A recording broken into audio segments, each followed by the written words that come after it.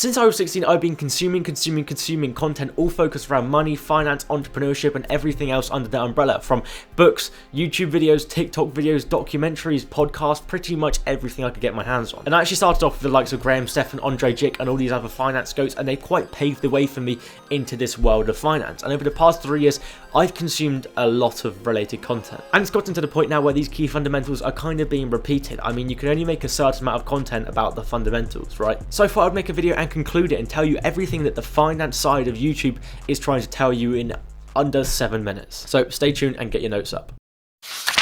Number one is the most obvious one, but repeated countless times, so it should be engraved in your head.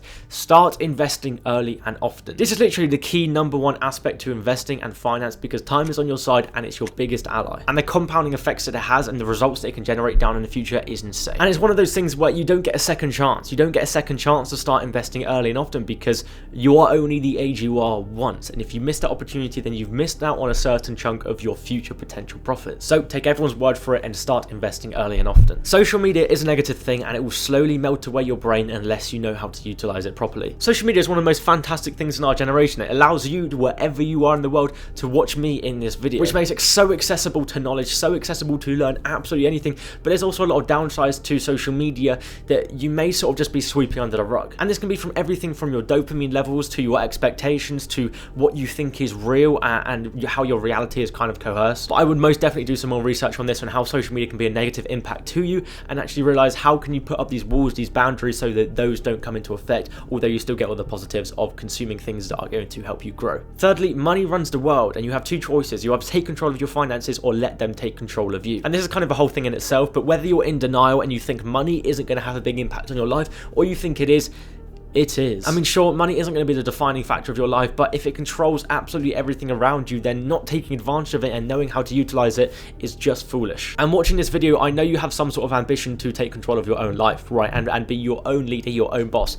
Money is going to have a massive impact on that, because it either controls you and controls the decisions you make, what you do with your day-to-day life, or you control it and you take advantage of it. And the way that I would say to know how to take control of it is just know how to play the game, know how to play the money game. It's not as easy as just a sentence on a piece of paper. It's a whole rabbit hole, but understand how to play the game, and then you understand how to make it controllable. Fourthly, remember the end goal is to make money work for you. You do not want to work for money, you want to have money working for you. And this sounds very, very confusing, especially if you aren't in the finance side of the internet, but basically you want to treat every single pound, dollar, euro, depending on where you're based, as like an employee, and that is sole purpose is to generate you more employees. And you can do this through the form of investing, leverage, whatever you want to do, but just make sure that it's working for you and you're not working for it. I'm not going to explain that anymore because it's quite self-explanatory, quite straightforward, but just embed that in your head. The fifth thing that the finance side of the internet is trying to tell you is that things like recessions, things like these weird anomalies in the market are huge opportunities for people that know how to take advantage of them, or for those people that are educated enough. And this can be anything from crypto, the housing market, the stock market, the economy. If you know how to take advantage of it and you're educated on it, it can literally create generational wealth for you. I mean, that's a whole nother video topic on its own, so if you want to learn more about that, I can make a video about that, but I'm not going to go into any more detail. Learn how to take advantage of the anomalies in the economic world. The fourth thing that they're trying to tell you is that you have to increase your income, not only because of inflation, but no one has your best interests at heart. No one is going to do it for you. If you're any sort of financially literate, then you understand this, but your main focus has to be on increasing your income, whether you do that through online businesses, getting a better paid job, getting a promotion, whatever it is. Focus on increasing your income, but not necessarily to the point of exponential money, but to the point of sustainability where you've hit a margin and you're like, okay, this is my financial freedom. And financial freedom is something that you want to strive for. Because if you don't have a set goal that you want to hit and you don't have a point of satisfaction, then you're still going to be chasing money as if you had no money in the first place, right?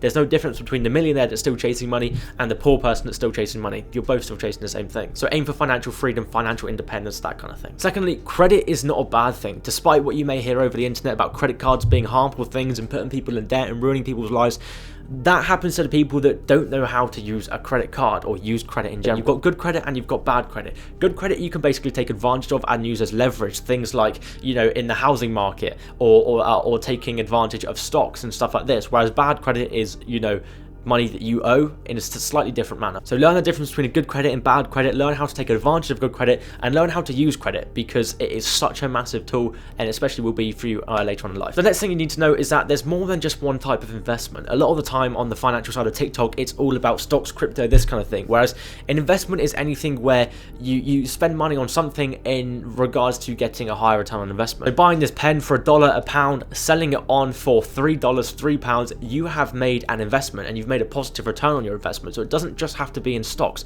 Investing in yourself, putting money into yourself, learning a course, learning a new skill, that is technically an investment. So I don't think investment is strictly stocks, crypto, the housing market, whatever it is, because there's many different types. And although you will see a lot of the time that it is just stocks, crypto, black and white, investing it's like a color wheel, right? There's so many different opportunities, and as more of Web3 and the way the internet is developing, more and more opportunities are just coming up. So keep your eyes open and your eyes peeled for different anomalies that you can take advantage of. I mean, who would have thought that investing in a JPEG of a rock would make people millionaires? You know, no one ever read that in the books. That wasn't the black and white. The next thing is that passive income is the goal, if that even exists. I mean, if you're not making money in your sleep, then you will keep working for money until the day you die. There's this whole thing about passive income. Is it real? Is it not? Because the idea of it being passive is that you don't work for it, but of course you need to be able to put work in to get a relation of the money out. But I think our goal and what we should focus on is that we try and put the least amount of work in for the highest return on investment. So say for example, creating a course, getting people to join the course, you know, and it's like a monthly retainer course where you get paid every single month.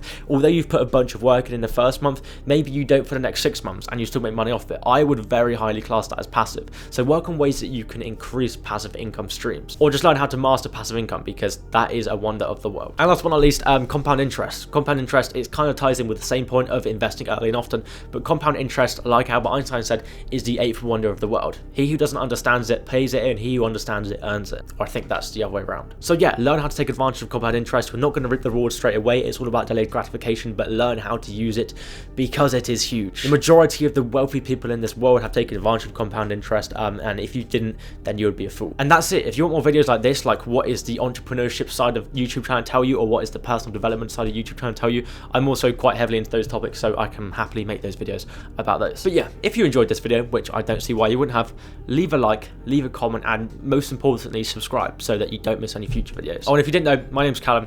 I'll see you on the next one. Cheers.